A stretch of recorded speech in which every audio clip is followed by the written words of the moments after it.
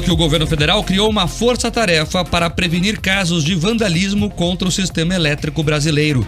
Um dos casos relatados aconteceu aqui no Paraná, em Medianeira, no oeste do estado. A Agência Nacional de Energia Elétrica afirma que há indícios de vandalismo, já que não foram identificadas condições climáticas adversas que possam ter causado a queda da torre de transmissão que faz parte do sistema de Furnas.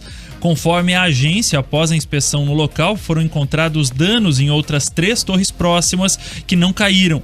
As estruturas são responsáveis por transmitir a energia gerada pela Itaipu para o Sistema Interligado Nacional. As ocorrências levaram à criação de um gabinete de acompanhamento que vai receber e processar informações sobre novas tentativas de sabotagem ou vandalismo, tanto sob o aspecto da integridade física como também cibernética das instalações. A ANEEL disse que nenhum dos casos identificados provocou a interrupção no fornecimento de energia e informou também que, desde segunda-feira, o Operador Nacional do Sistema Elétrico passou a adotar medidas para aumentar a segurança e evitar o corte de energia, como, por exemplo, o aumento da carga nas subestações com maior potência. E a Polícia Federal também investiga a queda da torre lá em Medianeira. Trabalhadores iniciaram na manhã de hoje uma operação para a construção de uma nova torre de transmissão do sistema de Furnas após ela cair em uma área de mata. Trabalhadores afirmaram que houve o rompimento de cabos de sustentação. Cerca de 50 profissionais que vieram de várias regiões do país estão no local fazendo a retirada dos ferros retorcidos e erguendo a nova estrutura. Além disso, os funcionários fazem a reparação de outras 3 torres que foram danificadas na parte superior. Quem esteve em Medianeira hoje cedo e acompanhou todo o trabalho de retirada dessa torre que foi derrubada e das outras danificadas foi o repórter Murilo Cardoso. Nós vamos conversar com ele, que é do Grupo RIC, da RIC TV de Cascavel. Murilo, boa tarde para você. Você que esteve no local da torre derrubada, pode nos dizer qual a situação que você encontrou ao chegar por lá? Boa tarde. Oi, Eduardo, boa tarde para você, boa tarde para o Mark, boa tarde para todo mundo que nos acompanha. Era uma movimentação bem intensa desde o momento que nossa equipe chegou, então, em Medianeira. Não parou nenhum momento de entrada, saída ali de carros, caminhões, maquinários, dentro dessa área rural, né, que aconteceu essa queda da torre em Medianeira, até porque, como vocês falaram, são cerca de 50 trabalhadores atuando nesse local. No primeiro momento, foram colocadas ali pedras no terreno para facilitar o acesso de outras máquinas mais pesadas, que vão fazer a retirada da torre destruída, a colocação do novo equipamento, inclusive a previsão já é que até sábado tenha já uma nova torre instalada. E essa situação chama bastante a atenção, né? Até porque não foi só aqui em Medianeira que aconteceu, também no estado de Rondônia, outros 2 casos parecidos foram registrados também. Como vocês também bem colocaram, diante desses fatos, o governo federal criou esse gabinete de crise para acompanhar o caso. Como se trata também de um evento de grande repercussão, tem relações aí com outros pontos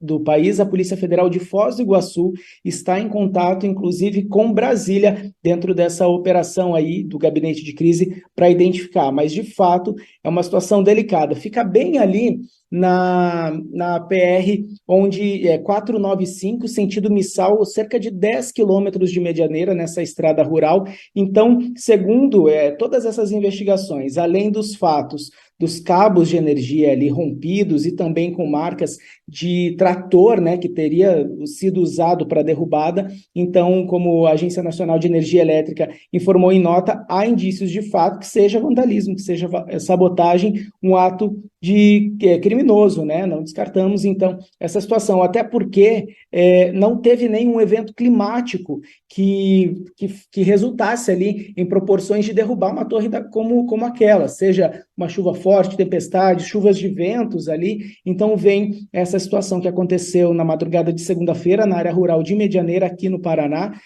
falando, né, sobre essa torre de transmissão de energia do sistema de Furnas que caiu. Então a situação é essa. Muita gente trabalhando, além dessa torre que caiu, também outras 3 que tiveram danificações ali na parte de cima da torre. Então, bastante gente trabalhando para tentar identificar também, então, quem teria feito, qual seria a ação que teria feito, então, essa torre cair, não só aqui no Paraná, mas também outras 2 em Rondônia. Murilo Cardoso, que fala do oeste do estado. Murilo, continua conosco. Eu queria saber o seguinte, claro que a investigação está muito no início ainda, a PF abriu um inquérito, mas o relatório da Agência Nacional de Energia Elétrica é muito incisivo quando fala aí dos indícios de vandalismo. Você também comentou ali que havia marcas de trator, o que o relatório também aponta. Na região, Murilo, o que as pessoas falam, né? Sabe se já foi ouvido alguém? O que a comunidade ali no entorno fala? Inclusive a Agência Nacional de Energia Elétrica recomendou a interrupção de algum acampamento próximo ali que possa ter ajudado a derrubar essa torre. O que a população, a comunidade está falando? Olha, nós conversamos com alguns moradores, a gente foi caçar ali mesmo quem mora perto dessa região. A gente conversou com 2 moradores que moram há cerca de 22 anos no local, nunca viram nada parecido. Um deles, inclusive, ele é caseiro, ele é capataz ali de um proprietário de uma área rural ali pertinho desse local, e ele contou para mim que esteve no local ontem, quando as equipes começaram a chegar para trabalhar, e ele falou mesmo assim, ó, a gente nunca viu algo parecido, e claro que a gente acha que foi alguém que mandou derrubar essa torre, foi um trabalho de pessoas especializadas, porque, Mark, vamos pensar bem, né? Nesse caso, para ter uma derrubada de uma torre de energia, precisaria pelo menos ter um conhecimento mínimo ali em relação à descarga de energia, até porque dentro dessa torre que caiu, ontem as equipes começaram a movimentação antes de fazer de fato o trabalho de troca, né, da torre derrubada para uma torre nova. Uma carga de energia foi descarregada por ali. O proprietário do local onde fica essa torre, ele não quis gravar entrevista com a gente, eu não encontrei ele pessoalmente, apenas pelo contato ali de telefone, ele não quis conversar com a nossa equipe, mas o que acontece?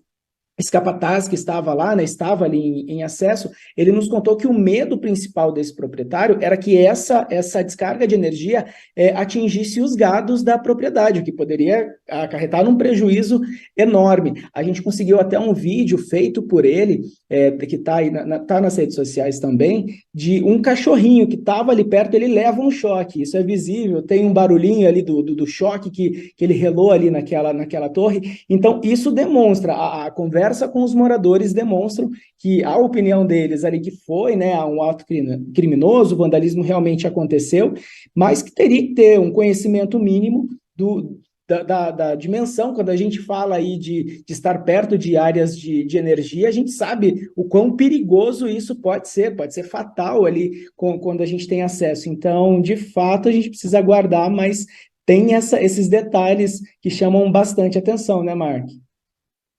Murilo Cardoso, que fala do Oeste, eu conversei de forma reservada com um dos delegados que vai conduzir esse inquérito, e ele já coloca 2 coisas, que sim, há indícios de um ataque coordenado, já que aconteceu aqui e em Rondônia. E por que aqui no Paraná é mais grave a situação? Porque a pessoa tinha conhecimento mínimo de que aquela linha de transmissão escoa a produção de Itaipu.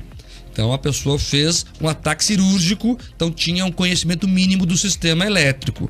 O que ela não contava, né, ou essas pessoas não contavam, até porque deve ter sido mais de uma, para derrubar uma torre não é fácil, é que o sistema ele tem o que a gente chama de redundância.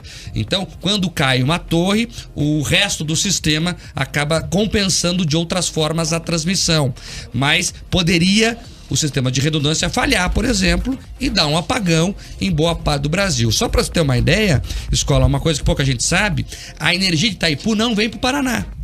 Itaipu tem ali as linhas de transmissão da região oeste que sobem para o interior de São Paulo. O Paraná é abastecido com as nossas próprias usinas, Foz do Areia, enfim, ali ao longo do Rio Iguaçu, ao longo de outros rios que a gente tem aqui. Então a energia de Itaipu abastece o Brasil, e sobe para o interior de São Paulo. E essa pessoa tinha essa noção, né? Por isso que a Polícia Federal acredita em um ataque coordenado, sim, e ainda bem que o sistema funcionou. O Brasil tem um bom sistema elétrico, é robusto, e graças a isso a gente não ficou sem energia. E é importante falar que eu não sei quais os motivos que levaram alguém a fazer isso, mas primeiro tinha risco de morte, né? Primeiro, mecanicamente, se a torre cair na tua cabeça, você morre, obviamente, e depois pelo choque, como relatou o Murilo. Mas além disso, Escola, essa conta vai ficar para todos nós, e isso não há nem discussão, sabe por quê?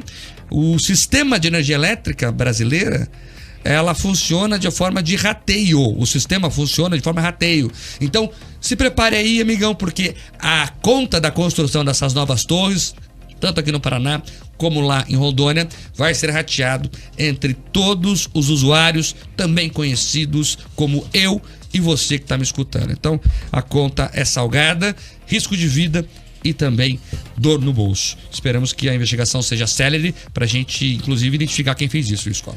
Quem está na live agora, você ouvinte que pode também entrar na nossa live, Jovem Pan Grupo RIC, está acompanhando imagens da torre que foi derrubada. Não é uma torre pequena, não é uma torre qualquer. De fato, foi usado um grande aparato para que essa torre viesse ao chão, tanto no Paraná quanto em Rondônia.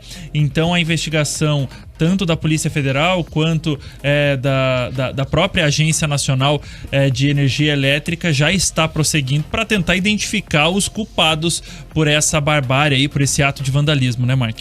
É isso, Escola. E você vê nas imagens ali, quem depois está no carro pode entrar mais tarde no YouTube, rever a nossa live para ver as imagens. A polícia, por exemplo, já detectou, Escola, que confirmando que não houve, né, nenhum incidente climático, porque geralmente a torre cai para frente ou para trás, inclusive arrastando outras torres. E ali não, ela caiu na lateral, digamos assim. E segundo os peritos que já estiveram no local, isso é um forte indício que houve ação humana, ação mecânica ali para derrubar essa torre. Mas claro, vamos esperar o relatório oficial e o que será revelado nos próximos dias. Nós conversamos aqui no Grupo RIC com um especialista da área, o Jânio Gabriel, que é engenheiro eletricista, e traz mais detalhes sobre o que poderia ter acontecido. A gente não sabe exatamente qual a finalidade desse tipo de ação, mas o fato é, né, além do risco, do custo, né, de toda essa infraestrutura que tem que ser paga por todos os consumidores, existe o risco de deixar muitas pessoas sem energia, né, que não tem nada a ver com o acontecido. Então tá aí, a gente ouviu o especialista em relação a esse assunto. Daqui a pouco, inclusive, Mark, no RIC Notícias Noite, nós vamos também na TV trazer imagens e todo o trabalho no local de onde essa torre medianeira caiu. Vamos agradecer ao Murilo Cardoso, que gentilmente nos atendeu aqui na Jovem Pan News. Murilo, obrigado, bom trabalho por aí, viu? À disposição, estamos aqui, qualquer novidade eu aciono vocês. Obrigado, Murilo.